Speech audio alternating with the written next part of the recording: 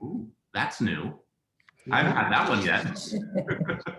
Oh, but wait, you have to consent to be recorded. Do you? It does. It did. It just popped up and said, do you consent? Wow.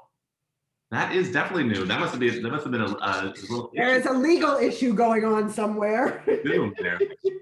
Hello, everyone. Welcome, welcome. Sorry, I don't know if you all heard it, but as we started the webinar today, it had an audio recording that said this webinar is now recording, and all of our panelists had to consent to being recorded, which is a new Zoom feature that we have just discovered. So that's what we were chatting about as you all were joining in. Thank you so much for joining us. We are, and as looks like someone said, attendees had to consent as well. Wow, how interesting. Well, love the new things that happen on Zoom as we go through every week. Something changes on Zoom. I'm going to go ahead and do our little standard coalition thing right now. If you've been on this call before, you've heard it, but welcome, welcome. Thank you for joining this webinar for the DC Events Coalition. You can find all of our webinars, including this one, recordings on the website, www.dceventscoalition.com. You all know the wonderful controls you have on your end: question and answer, raise hand, chat. Feel free to use question and answer for our panel today. We have a wonderful panel that we'll be going through a great conversation on. You can also use the chat box to chat with other attendees, to chat with the panelists, and to chat individually if you need to. We will not be really using raise hand today, so don't worry about that one so much. A few small disclaimers before we get started. Please be kind and understanding to others. Please avoid self or company promotion on coalition webinars. Please remain nonpartisan. Please continue to support each other and our industry. While coalition members and panelists are trying to share as much information as possible, we are still figuring it out day by day, and we appreciate your patience with all of us. It is the policy of the DC Events Coalition to comply in all respects with federal and state antitrust laws. Discussion of any matters relating to competition among our attendees or relating to practices that may restrain trade with third parties is not permitted. These prohibited subjects include prices, allocating territories, boycotts, or any other statements that may be construed as anti-competitive. And finally, please note that while coalition members and panelists may offer ideas and advice, we are not legal or financial experts, and we advise you to reach out to your own lawyer, accountant, banker, or business manager for expert opinions and advice. Thank you so much for joining us today. As I mentioned before, we have a wonderful panel that we are going to have some great conversation with. I want to go real quick, Nancy, Lynn, Jeanette, see if we have any updates. The only real updates that we have is we would like to encourage folks to join us in 2 weeks. We are aiming to have a conversation in 2 weeks about the next steps for the DC Events Coalition and what is next. So again, we want to really encourage people to join us in 2 weeks. We will be sending out some social media, emails, really reminding folks to join. But that conversation will be 2 weeks from now, same time, Tuesday at 12:30. So keep an eye out for information about that. As far as the team goes, obviously there have been reopenings happening, especially in DC. We've seen that. We've seen Montgomery County has changed some rules. We have seen a little bit of everything across the board in terms of what's going on. It seems like Lauren. It seems like poor Rachel's having some Zoom trouble there. No worries at all. So we are going to go ahead, unless Jeanette, Nancy, Lynn, do we have anything else we wanted to review with folks? All right, let's do it. Welcome to our amazing panel. I'm going to go around real quick and just do a quick introduction of each of these folks. So we're going to start, I'm going to do my grade, but I don't know what you all see at home, but we'll start with Jason Vaughn. Jason Vaughn is the Director of Business Development for CVW Event Productions. Lance Wright is the Chief Operating Officer for RSVP Catering. Julie Shanklin, President and CEO, Syzergy Events International. Lauren Anderson, co-owner of Sweet Root Village. And Sarah Hurt, the owner of the Showroom. So all that being said, now that we've gone through our little introductions, we're going to actually go to each of our vendor partners here. The purpose of this conversation today is to really have a very clear, candid conversation with each of our vendors partners who can speak to the struggles since the doors have flown the heck open, the struggles as we start to come back in the next weeks, months, and 6 months to a year out, what we really are going to really focus on. The purpose being, everyone who's listening here, this is a great opportunity for all of us to kind of absorb these issues. So that way, when we talk to our clients and they say, hey, why isn't this way? we know what's going on the back end. And we can really kind of have that conversation with the client from the get-go and say, here are the issues that we know our vendor partners are having, and let's all work together to make this process a little smooth. So I am going to start in the order that I did the introduction. So we're going to start with Jason. We'll have you come up first. Tell us, for each of you, if you could, tell us a little bit about who you are, your company, and then from that point on, tell us a little bit about the struggles that you think that your sector of the industry may face. Roger, thank you. I hate leading off. I appreciate it. I am Jason Vaughn. I am the Director of Business Development for CVW Event Productions, formerly Creative Video of Washington. If you've been in the region for a long time, we're at year 40, founded back in 1981 as Creative Video of Washington, and we rebranded a few years ago because we pivoted from being a video and projection company servicing Kennedy Center and a lot of the regional areas to a full service live event production company. So doing a lot more audio, video, lighting, the whole gamut of production. So that's our history. I've been with the company. This is time 2. So I think I'm up to 16 years. I was with Creative Video back in the early 2000s, returned about 8 years ago. And this is a new title for me. I'm traditionally a button pusher in the AV world. We're in AV production, but have moved to more of a client services side of things and business development side of things. So the last year plus for us has been interesting. It was what we've all gone through. We hit a major hurdle last March. Didn't know where we're going to go.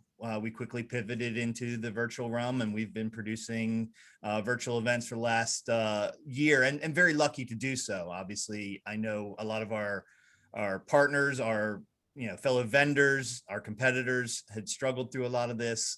We thankfully have done okay in the virtual realm of things, and now we're facing the challenge of how to get back into doing live events, what that's going to look like from us from an AV standpoint, the hybrid event, that buzzword everyone likes to say, what does that really mean? And it is different for every single client, and every client that comes to us comes with a different view of what they want that to be. Obviously getting into the safety protocols of things, webcasting, and a lot of those other types of things. So that's where CVW kind of stands in this early portion of the reopening, and I'm sure we'll get into more of that type of stuff. But I'm really excited to be here, and thanks to the coalition for having us. Hey, thanks, Jason. Lance. Sorry about that. I'm Lance Wright, Chief Operating Officer at RSVP Catering. A little bit about our company. We're a full service catering company based here in Fairfax, Virginia. Through the pandemic, the 14 months, we've been very fortunate here to have taken a different perspective on kind of how to use the time. So we've used the time to kind of rethink about our company, retraining all of our staff, thinking about the processes that we have inside internally and the processes of setting up an event and how things can change. So we want to think about the pandemic as taking what has been a really bad time and turning it into something that could change the scope of our company. We've done that through the last 14 months, and we're excited that we're going to get to show the world the new changes here at RSVP. I think the top things that we're going to struggle with as a catering company is staffing. The more information that we have about future events, the better we're going to be prepared.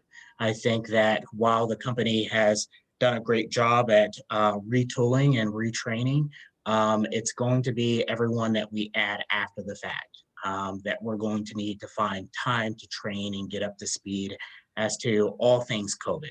I don't see some of the safety protocols changing for us. I think that we're going to stay in the realm of COVID until further notice. Probably sometime in December is when we'll see things start to change from a mask and safety standpoint, and maybe not even then. Maybe carrying some of those best practices with the company moving forward, as some of those practices I think are great for the industry overall. Another thing that we're going to struggle with through the duration of, I would say, this year would be supply chains. I expect that we're going to see shortages in paper and plastic supplies. So having second options for clients will be a plus. I also think that printing needs will have a slowdown period here as the demand kicks up for all things printed, menus and 10 cards and the likes. All of those types of things, I think we're going to have kind of a slow period where it's uncertain as to what that product is going to look like and be. So the more information that we can give our clients, the better we're going to be. Great, thanks, Lance. Julie. Oh, you're muted, Julie. There you go. Hi, I'm Julie Shanklin. I'm the president and CEO at Syzergy Event Productions. We're celebrating 16 years and we're still here. I mean, very grateful to be so, because who knew when March started last year who was still going to be around. So it's nice to see all your faces and I appreciate you having us. I think just to tell you a little bit about our company, we are an event production company, but I do consider us to be a little more of a boutique style company. We do a lot of custom build inside. We do custom design work, and we're continuing to do that. Some of the things that I see changing though, and I've talked to some of the other companies, but I don't know how it fits each of them, is supply chain is definitely one. Wood and building supplies are off unbelievably priced. Everything that was already expensive last year to build for you is more expensive, and we're not price gouging by any means. Trust me, we're going to try to still give you the best deal. It's just ridiculous right now. I think that a lot of that's being driven by the construction industry being so crazy. The next thing is staffing. Like, to get, we're not even looking for necessarily the old person. We're looking for new staff that we can train, even higher level people, you know, full on carpenters and things like that. That's really coming in hard to find. And then one piece of advice I could just, if I could gently ask all the planners and everyone out there, is the more notice you give us, the better, because this week alone, I've had to turn down 7 jobs. Our goal at Syzergy is to give you this great product. And I'm not going to be able to do that with less staff unless I send my A team. So when we book with you, we're going to take care of you, and we're not going to be able to book the other 25 events. We're going to have to say no. So booking in advance is going to be really key. And I am hearing that in the industry from other people I'm talking to. Everyone's going to only be able to take so much work. And I think we're heading into like the future roaring 20s, because everyone's getting ready to party. So as much as we want to party and do it all, we want to do it well. So we're going to have to be really particular about what we do. Thanks, Julie. Lauren. Hi, everybody. I'm Lauren Anderson. I am the co-owner, along with Rachel Bridgewood, my business partner, of Sweet Root Village. We are a wedding and event floral design company. We're based in Alexandria, Virginia, going on 11 years in business there. A little bit of background about what we do. Pre-COVID, different days now. Pre-COVID, our typical year looked like about 80 to 100 luxury weddings and events, full scale floral design for those, mostly in the DMV area. We travel a bit too, but on any given busy weekend, we could easily be employing 20 to 30 people to pull off the production of just the floral side of those events. Obviously, things have changed quite a bit, especially with the introduction of micro weddings. So I'd love to share a little bit with you about what is happening in the floral world and the challenges there. Mainly, supply is very low, demand is very high, which is skyrocketing prices and making it very hard to actually get the product in hand. Just this week, for instance, our ranunculus went up 50%. Which is huge. That's in our wholesale cost. So that's definitely hitting margins hard. And these are for contracts that were already signed and booked 2 years ago, and navigating that pricing issue with clients is challenging. We've also seen diminishing flower farms. So back when COVID started and no one knew how long this was going to happen, a lot of farms had to just mow down their fields, and they didn't have enough labor to tend the fields and keep the product alive, because everything that comes with that. So therefore, a lot of farm shortages. A lot of flowers do come imported to service weddings and events. We source a lot of local product, but imports are extremely low. There are not many passenger planes flying these days, which means there is less cargo space to fit the flowers on them. And even more so, there is less refrigerated air cargo space, because vaccines are taking up a lot of that refrigeration space on airlines. Therefore, flowers are a lower priority to get in the country, and the thousands of roses we order for a wedding might just not show up very last minute. So trying to navigate that. The local farms are seeing an increased demand as well, because imports are hard to get our hands on. The local farms are inundated with orders, often selling out, not able to really get us what we need, which is wonderful for them. Their business is booming, but it's still not enough supply for the demand in the local market. And again, what we've promised clients years ago, we're having to have conversations about being flexible with what items they're going to actually be receiving. Along those lines, where people are sending more flowers these days. We are not a retail shop. We just do weddings and events, but because people can't celebrate in person, they're sending a lot of bouquets and, Mother's Day and just thinking of you arrangements, which means there's even more of a demand than normal on the retail side of things. The farmers also didn't know how to plant for this year. No one knew when things were coming back. So how did they know how many seeds and tubers and things to buy last fall and shell out money on their end with hopes that things would come back? And so here we are in this really, really tough lurch all around. Hard goods as well, vases, candle holders that we promised to clients months ago, years ago, we just cannot physically get our hands on at all. Shipping, customer service, all of it everything is backed up for months. So systemic supply chain issues. That's great. Thanks, Lauren. And Sarah. Hi, I'm Sarah Hurt, and I am the owner of the Showroom.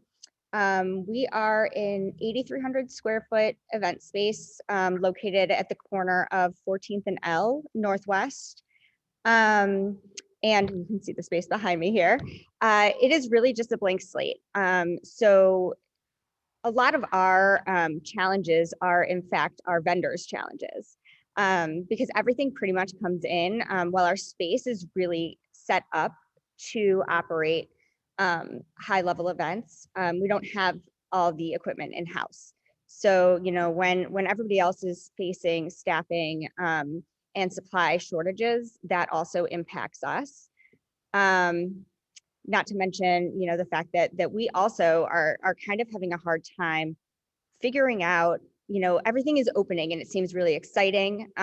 We have 2 really big events this weekend all of a sudden, and I'm talking like 600-person events, which is also nerve-wracking for many reasons. We were just kind of figuring out, what from a venue standpoint, our responsibility and our kind of, protocol was, and we had, written all these, manuals and internal documents and all that kind of stuff, only to be, kind of thrown into a place where it feels like the Wild West a little bit. And again, we are thrilled and excited to be getting back to, to seeing people in person, to having our doors open, but we want to make sure that we're doing it safely. And so it is, a challenge of, our security team. The staffing is really an issue. And so kind of having these things come up very quickly and then not having the people that know the space even around anymore is a challenge, and thinking about going through, all of the training again, specific to the venue, because, we really like to have the same people on site as much as possible, because, they get to know our clients, they get to know the vendors who work in here all the time. And now it's kind of starting, you know, from the very beginning all over again. And so, I mean, those are some of the big things, as well as trying to kind of figure out, like, we do a lot of corporate and media events on a regular basis. That is kind of the vast majority of our business. And while I'm seeing a ton of requests for social events, and we love those too, you know, it's hard for me to really tell what my calendar is going to look like, because those corporate events aren't filling in yet like the social events are. And with the social events, we also have the challenge of figuring out, you know, people want to book stuff quickly and they want to do it for a lower price point. And our overhead costs are the same, if not a little bit higher. Not as high as we thought they would be when we reopened, but they're a little bit higher. So, you know, we of course want the business, and we want, you know, we desperately want people to be in our space, but it is challenging, you know, when we're approached with people asking for massive discounts, and things that don't necessarily make sense for us, in terms of you know, being able to you know, meet the financial requirements and the responsibilities that we have as a company as we reopen. So I think that, you know, some of the figuring out, you know, kind of what the calendar is really going to look like, especially with a lot of it filled up with events that have moved for several years now. A lot of our really good fall dates, especially weekends, are already taken up, and it's not new business. So, you know, that's a challenge for us internally. And I just think that, you know, really as this weekend approaches, my biggest concern, honestly, is protocol, you know, and making sure that it's not just like an open free for all. We want to be, you know, responsible and safe. Well, thank you all so much for that intro. I'm going to kick things off with a first question, which kind of speaks, I was kind of capturing it as we were going through in terms of, you know, staffing and supply and all of those other things. And it made me think of it when we were talking about Sarah and a venue perspective. And I guess my first question would be in regards to, I'll use my own as an example. Pre-COVID, we would say, hey, listen, our event is starting at 6 p.m. What is the latest we can get in there? Because this client doesn't have extra budget. So let's have the vendor teams make sure that they have the big crews that can roll everything in as quick as possible and set it all up. Mm-hmm. Can you all speak to, and I'm sure you all will have the same answer on this, in terms of when we are starting to think about coming back into big events, is that load in and load out schedule, should we be more generous with that to make things a little bit easier? Please. Yes. Please. It's going to be very important to have the time to get in again. We want to bring the right team that's going to do a great job, but you know, it is going to be a challenging time out there, and we're going to need as much time as possible. Well, you want to make sure that we're not cutting any corners and we're being completely safe. Right. And in order to do that, you need to schedule for some extra time, because anything can happen that throws it off course. And if people get into turbo mode, they tend to cut corners. And that's not something that we want to have happen. Yeah, and I think that, you know, from our standpoint, you know, our pricing is hourly. So, you know, how much time you use in our space does affect your, you know, the cost of the venue. That being said, we have a really extensive vendor list. It is, you know, like 3 pages long, single spaced. We love working with a wide variety of vendors. And those people are, you know, are trained on our space. We have their paperwork. From a client side, it is much easier and quicker to use people that are already on our list. And I actually think that everybody on this panel is on our list. So, I mean, it is,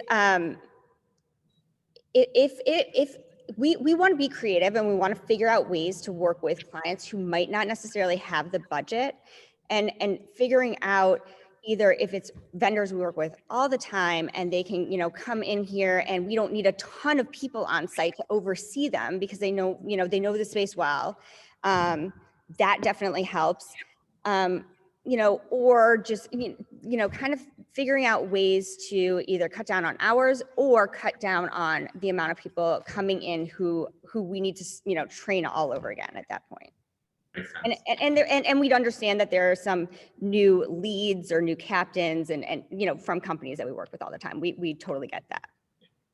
Yeah, I think the talent pool is the biggest concern, especially from the AV perspective, because it's two-tiered. It's your set and strike people, the people that are trained to do setups quickly, but aren't necessarily team leads or department leads. But then when we are short on those people, and Julie talked about it, if people are scheduling these at the last minute or not giving a lot of lead time and we're struggling, now we're taking people that generally fill higher level positions, moving them into set and strike positions. So they're not as happy as they normally be. And for us, our freelancers, and our A-list freelancers, we consider them part of the family. We reached out to all of them to make sure that they were getting their vaccines and so forth, so that we could say, hey, our entire team is vaccinated when we come onto a show site. They're immensely important. We want to keep them happy. We don't want to stretch them too thin doing the overly manual labor, but that lower level, and I don't mean lower level, the day workers that really are what are the backbone for an AV side of things and getting those setups done quickly, they're non-existent. They've moved to other fields and they're not ready to come back, if they're ever going to be ready to come back, because they don't want to go through what they went through 8 months ago. So that's the biggest thing. I hope, like Julie said, I hope people take that into mind when they're booking things, is book it as far out in advance. That way, all of us as vendors have that time to fill those rosters out and know who those people are, because we all want to service you the best way possible. That's a great point. A couple of you mentioned safety and protocol. I want to throw it to either Jeanette or Lynn, because I know that they have a question regarding vaccinations and things like that. But I'll see if either Jeanette or Lynn is available. Oh, hello, Lynn. Oh, you're muted, Lynn. I just wanted to check in with everybody. You've touched on a little bit of this, but vendor protocols seem to be all over the place. We've done a couple of really big events at a few of our venues as well. And, are you guys testing before your employees, before they come on staff? I know this weekend occasions was like taking temperatures of everybody in their paperwork. But then I had another one last night and nobody did anything and there were very few masks. So I'd be interested to see. I just feel like, again, we're in the Wild West and we're building as we're flying. But the clients in some respects seem very like, let's just go, let's just party, because if they're having a big event, they've already come to the realization. But how are you as vendors sort of handling your staff and your team, and what's your COVID compliance currently? Thanks. I'll pipe in on this one. We have, as much as possible, just been following CDC guidelines, and it was a little challenging when DC, Virginia, Maryland stopped doing the same thing, and things were different in different states. So we just across the board said masks are required no matter what, whether you're vaccinated or not, if you're working on our team. A little bit of it was also optics and making sure that we didn't want to be caught as the vendor that's not wearing masks or wearing them improperly.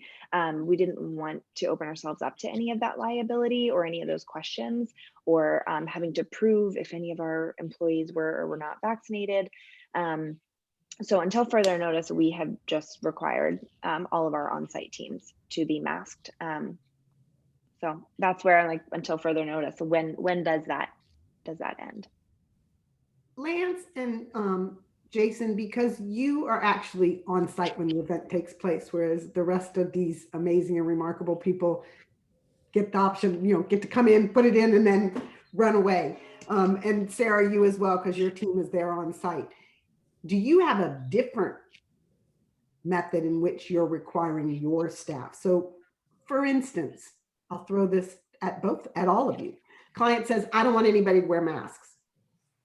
What are you telling them? Haven't had it happen yet, but I've learned to be thoughtful about what crazy question could come up next. We've had it happen where a client doesn't want our staff to wear a mask, and we've had to actually explain to the client, sit down and actually have a conversation that it's for the protection of our staff that they wear a mask. Your guests cannot wear a mask if that's what you are wanting, but our staff needs to wear a mask. We have kept the same protocols in place from the start, so we haven't really changed anything. And as I said before, I don't think we're going to.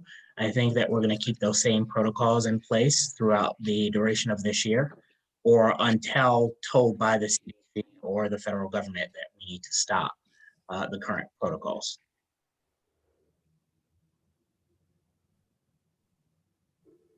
We can't hear you, Jason. Jason, we can't hear you there. Sorry about that, guys. I'm the AV guy too. It's bad when I do it.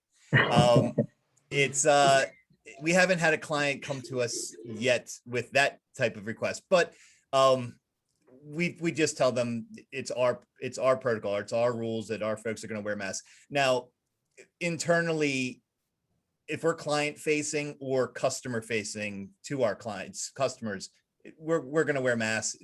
We're going to follow all those major protocols. We did a graduation this weekend where there was nobody on site on Friday's setup, and it was nearly 90 degrees outdoors. I told my guys, hey, I know we're all vaccinated. We're going to pull, there's another safety issue if we're all wearing them in 90-degree heat. So it's a little bit of common sense. I found the biggest thing for us is communicating with the venue, making sure we're following their rules. Because like everybody said, like Lauren said, every place is different. Every region we're working in is different. So I find the open line of communication between all vendors, all parties involved, the client themselves. But when it comes to CVW, we're going to wear masks when we're client facing, no matter what. That's just going to be the way it is. And like Lane said, until we're told otherwise. Optics, safety, all of that needs to be, considered. I think just piggybacking off of that, and this is part of my question being a business owner, is when is the point where we're being told otherwise? Right now, if you're vaccinated, the guidelines say you don't need to wear a mask inside or outside, no matter really who's around, unless you're in a stadium or a large event, which a lot of our events I think would be categorized as close quarters with a lot of people that you don't know. So, I think that's where our struggle is do we just say, all right, for the rest of 2021, we're going to do masks and we'll revisit for next year? Or, it's similar. A lot of times we're working outside, doing flowers, or we're on a ladder 20 feet in the air, hanging flowers, and it's 90 degrees. So similar, there's safety issues, but when do we phase that out completely? Because I'm sure all of our teams would appreciate not wearing masks while setting up. And I feel like as a team lead, I can communicate better with my team if I'm also not wearing a mask, but it's, what we're doing indefinitely. I'm like, when is the end of indefinitely? I don't know if there's an answer to that one. Right, Yeah, I don't think so. We did a webinar on safety, and one of the experts basically said, I ask everybody, my clients and my partners, to think of their 5. And those 5 are the people that might be going that you care about. And the question in your head is, would I feel comfortable sending one of my 5 to that event? In this case, it's our teams. So do I feel safe that I'm going to send my team in and they're going to be safe? I think it's really, as a business owner, we are all business owners. It is really kind of our choice, and it's a hard one. There's no question. But I don't know, as Roger said, if there will be that definitive statement by CDC or the federal government or states. It's just so all over the place. So I think this is an opportunity where we have to really kind of think this one through ourselves. And as a follow-up to that, Nancy, we joked about it early on that in DC, as an example, no one wanted to make the statement because of the liability of the statement. No one wants to come out and be the person that says, you all should stop wearing masks, because then in 2 months, if something happens, it's, well, you told us to stop wearing masks. So that may be, as Nancy said, that statement may never come. Quick question for Lance and Julie, and this is a kind of a piggyback on those masks and kind of the things that have become normal during COVID. With Lance, thinking about things like buffet service, like those types of things. Are those something that you as a company are going to be allowing? With Julie, thinking of things like plexi bar covers, those types of things. Are those things that you think will continue to be a commonplace or not because of the kind of the norm that we came to during COVID? For us, we have created all those things that everyone needed, the bar covers, etc., the buffet shields so that you can pass under. They're all here. It just depends on if people are definitely adding them or not. And it's different at every event. We're finding. So I would say for us, we have allowed buffets. However, the buffets have been served. It's kind of manned buffet as opposed to the way that a traditional buffet would work. And we are using plexiglass to ensure that the buffets are safe. Either that or we've done tableside service. So almost like a plated function. However, it's being made on the buffet and it's taken to the table. So there are some options there that we have for our clients. And I will point out, everyone, if you haven't seen already, Julia sent a thing in the chat to everybody. It's a link from the Washington Post about COVID and vaccination and HIPAA. So if you have any questions on can I ask if somebody has a vaccination, read that article. So that's highly recommend checking that out in the chat.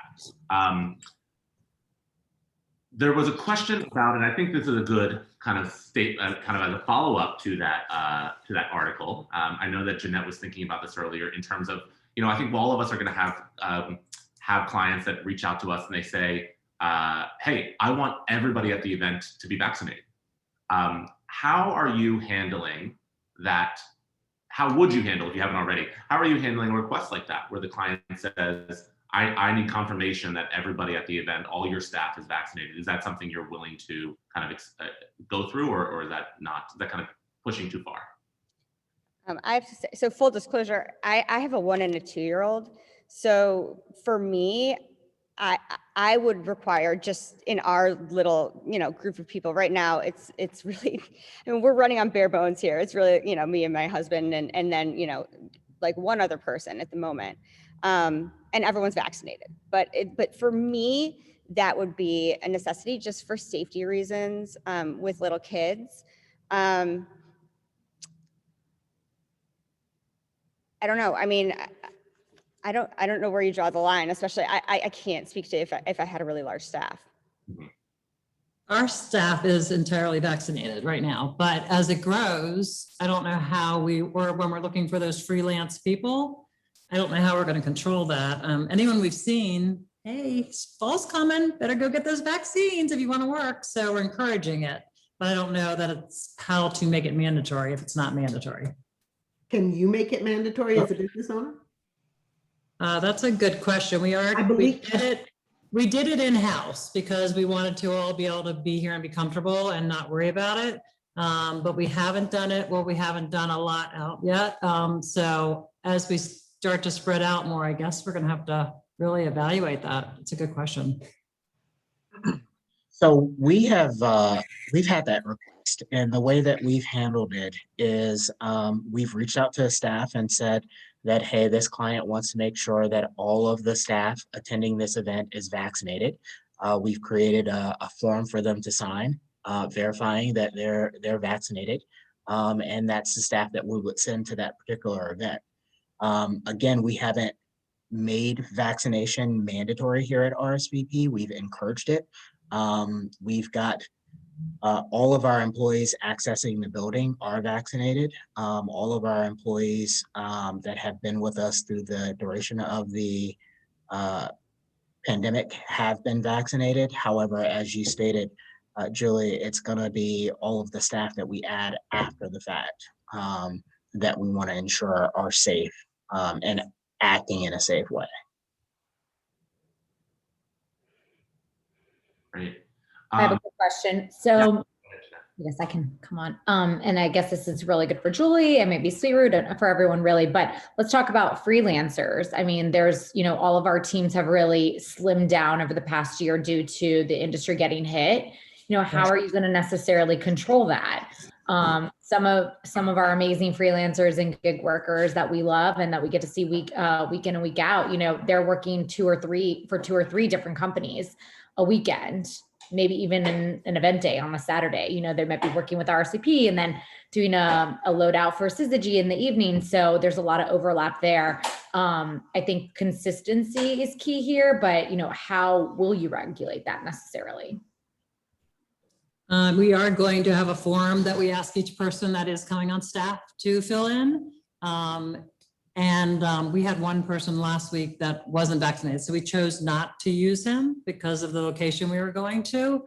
Our goal is to work with all vaccinated people because we don't want to get them sick, because they do say even if you're vaccinated, you might pass it on. So we definitely want to make sure that our staff is vaccinated. We are going to be pushing for it.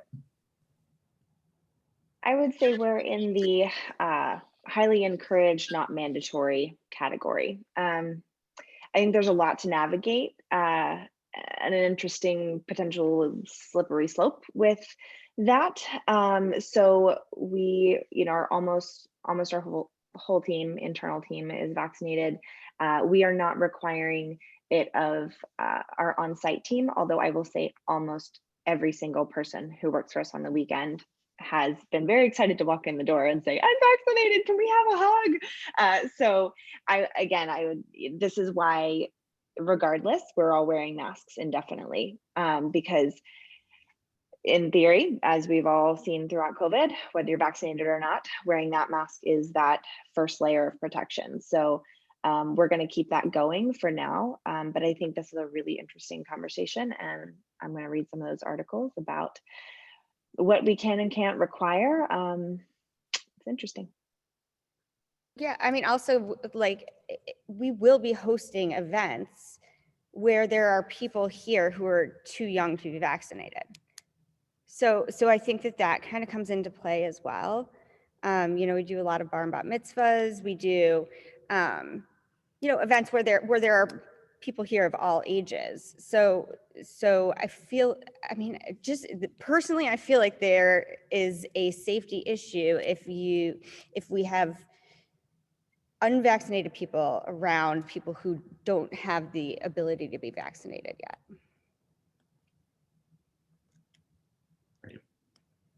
Are there any questions that you all have for your vendor partner friends that we haven't gotten to yet? I know that there's definitely, I have a couple notes that I'll go through at the end, which will kind of just synopsize where we think we are and what we kind of need from the viewing audience at home.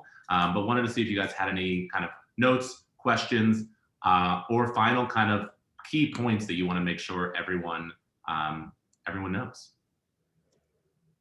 I probably have one for Sarah and people in the venue side of things. From an AV perspective, I kind of mentioned in the opening, talking about going to hybrid events, which is a buzzword obviously in the AV community and what that means. And a lot of that's going to be servicing events as we traditionally know them pre-COVID, but now making it safe for those folks that aren't willing to come. So it gets a lot into infrastructure of, thinking about internet services now, something that you probably worried about servicing your core business, but not servicing, webcasts from your facility and so forth. Is it something you guys have really taken into consideration going forward in this? Because that's something we're definitely seeing, and it's twofold. A venue like yours, it's fantastic, easy to work with. When we get into some of those hotel properties and so forth, now we're doing the battle of, the in-house AV, which versus out of house AV, and how they're going to go to a show producer and say, well, if you don't use our AV, here's your internet costs and so forth. So that's something that we're really seeing. So how, Sarah, what, from your perspective, is that something you had to take a look at? So we did a ton of those type of events before, pre-COVID. As I mentioned, we do a lot of media stuff, and a lot of those are hybrid. But and we did them,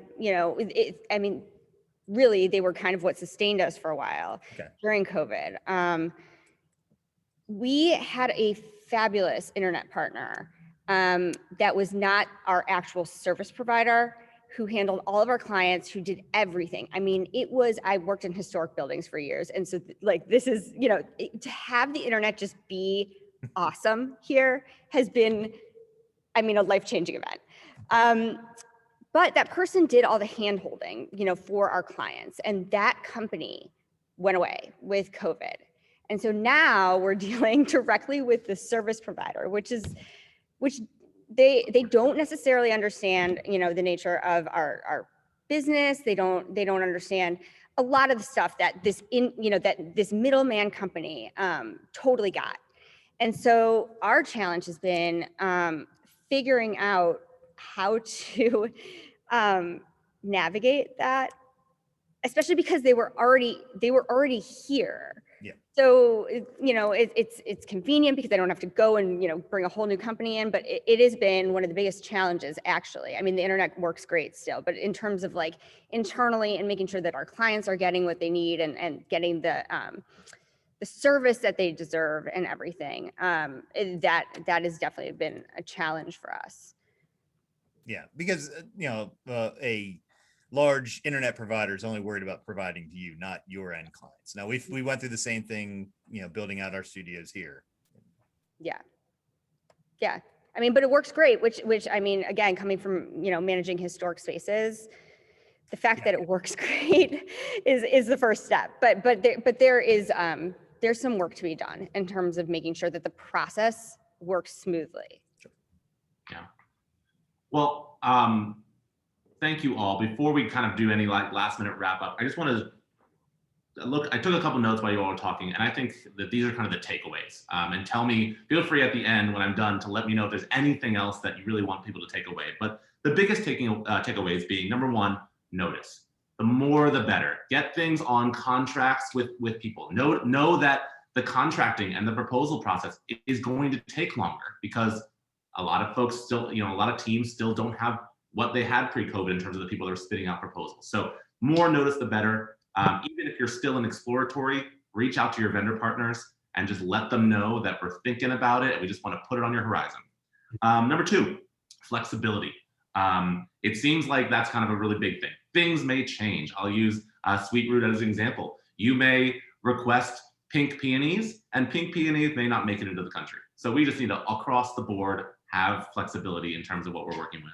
Number three, understanding. So, supply line, maybe struggles. Staffing, maybe struggles. We all just need to spend the next couple months being understanding about all those things. And finally, in terms of timing, give the event itself as much time as you can afford to give it. So with load in, load out, etc., just have a little bit more flexibility with the vendor partners in terms of those things that will really help. So notice, flexibility, understanding, timing. Is there anything else from our amazing panel that I missed or really want to throw it out there? All right. So Roger, from a planner side, I think what I want to say to the planners out there, as well as my partners, before COVID, there was a lot of competition.